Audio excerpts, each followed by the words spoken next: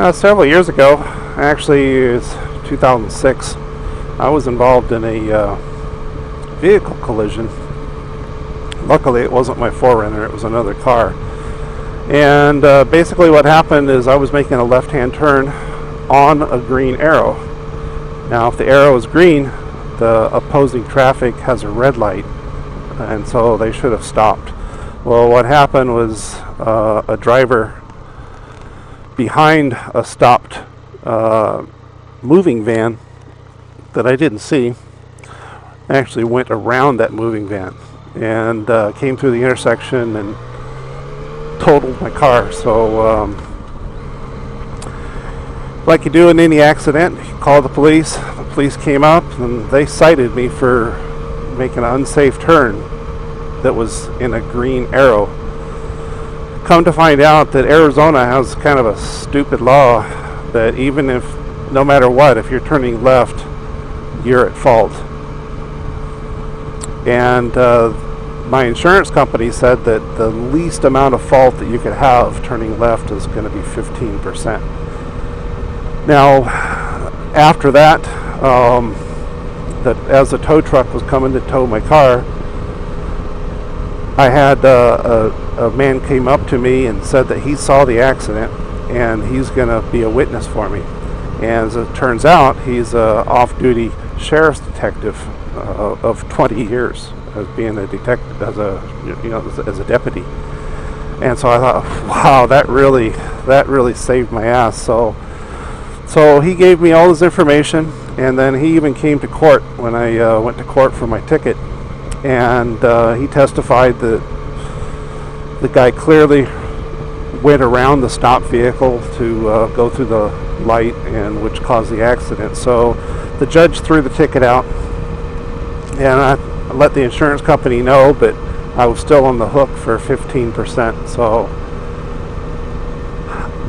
the next couple of days while I was at work, my wife calls me, says that there's a constable at the door that wants to serve me a subpoena. Well, I said, just okay, fine, just go ahead and take it. And I looked at it, contacted my insurance company, and obviously they had an interest also, so they retained a lawyer, or their lawyer,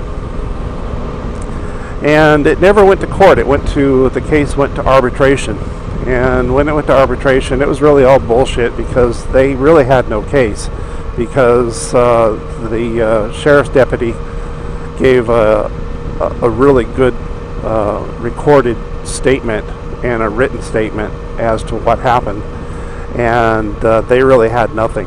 And so the case ended up going my way, and I had zero liability and zero increase in premium cost to my insurance.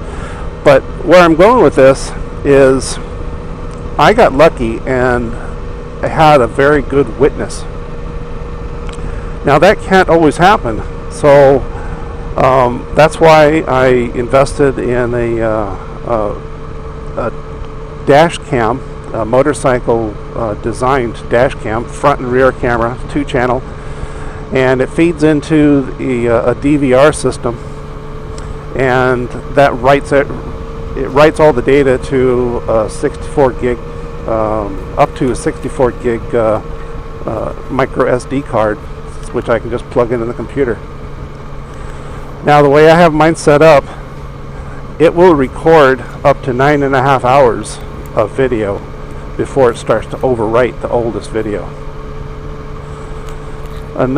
The system also has another feature, so that if there's an event that happens that I want to keep and not have overwritten, all I have to do is push this button, and it'll save that segment, that 5-minute segment, to a folder that will not allow it to be overwritten, and I'll always have that video.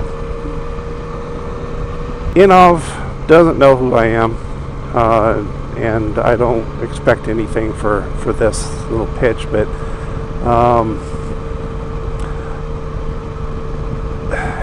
it just seems to be just a logical thing to do. You have to look out for yourself. You can't hope that there's going to be a credible witness And you know, or worst case worse, it's your word against somebody else's. And having a video witness just really makes sense. Now, you know, I thought that having a video, having a dash cam was important enough that I actually put one in my 4Runner also. I just pulled in to grab some fuel on the way home, and in this video here, the lady just cut right out in front of me, and headlight was on. I'm wearing high-vis jacket, and she still pulled out in front of me. I didn't have my helmet cam turned on at the time, but the dash cam was on. Now, that video really did nothing for me, but you know, it could have. So